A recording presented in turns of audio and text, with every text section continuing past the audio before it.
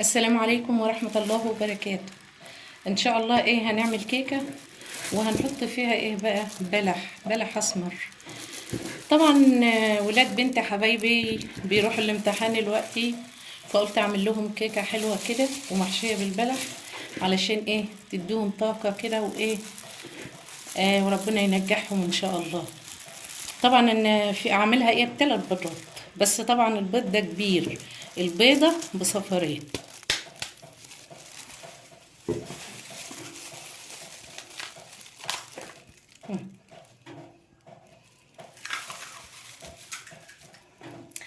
جبت البلح بقى الاسود، عملت فيه جبت حته سمنه بلدي وقمت فصصت البلح، طبعا غسلته وفصصته وقمت حطها على النار واديته تقلبتين كده مع بعض. البيضه ديت مالها مش عايزه تنزل ليه؟ عشان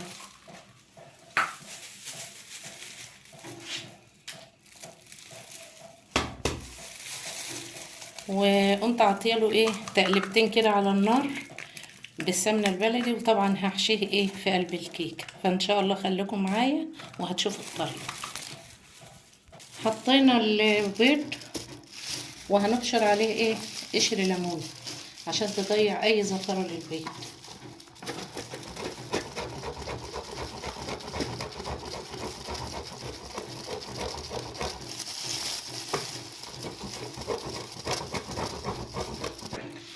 هات ازازه الخل اللي عندك ديت. طبعا احنا حطينا حطينا بتاع ده الليمون، قشر الليمون على البيض، وهنحط كمان ظرفين فانيليا كده. لو عندك فانيليا سايله حطي، ما فيش حط بتاع ده فانيليا بودر وخلاص. وهنحط كمان معلقه خل.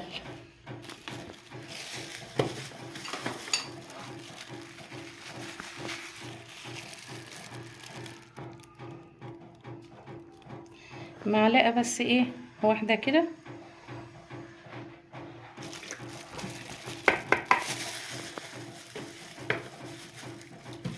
وهنحط كمان شويه ملح صغيرين، صغير حاجه بقى لا تذكر كده، صغيره خالص.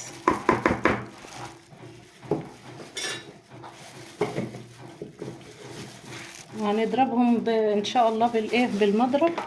حط كده اياك.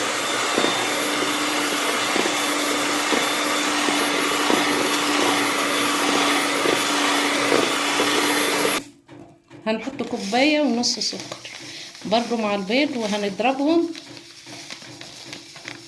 الكوبايه دي طبعا اللي احنا بنعاير بها كل حاجه، الدقيق اللي بنعاير بها اي حاجه، الدقيق والسكر كده كوبايه ونص، عشان طبعا البلح حلو كده، فمش هينفع نكتر السكر. وكوبايه كده برتقان. وهنحط كمان زيت بتاع نص كوبايه كده.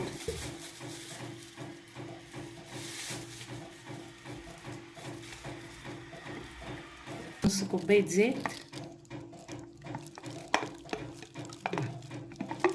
كده. وهنضرب تاني بالمضرب وارجع لكم كده. هنحط الدقيق ولازم ننخله كويس عشان ندخل كمية هواء في العجينة الكيكة.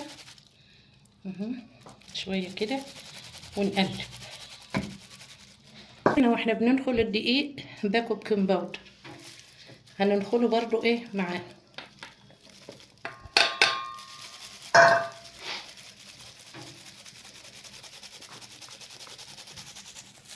حطينا طبعا انا حطيت سمنه، دهنت بها الصينيه وولعت الفرن الوقت على ما اخلص وهحطها على طول في الفرن. وان شاء الله كده طبعا هنقلبها كده لغايه ما خلاص كده القوام ده كويس للكيكه. وبعد كده هنحطها في الصينيه وان شاء الله لما تطلع هوريلكم هي شكلها نسيت اقول لكم على البلح اللي انا جبته وفصصته وعملته بالسمنه اهو. ودهنت الصينيه دهنتها بالسمنه، وهحط نصها كده نصها وهفردها واحط البلح في النص، واحط النص التاني فوق البلح كده. بعد ما رصيت البلح وان شاء الله ايه هحط الجزء الكمية التانية فوق منه. وكده بعد ما طلعت من الفرن وقطعناها اهي جميلة اهي. يعني ان شاء الله تعملوها وتبقى ناجحة معاكم وكويسة. والسلام عليكم ورحمة الله وبركاته.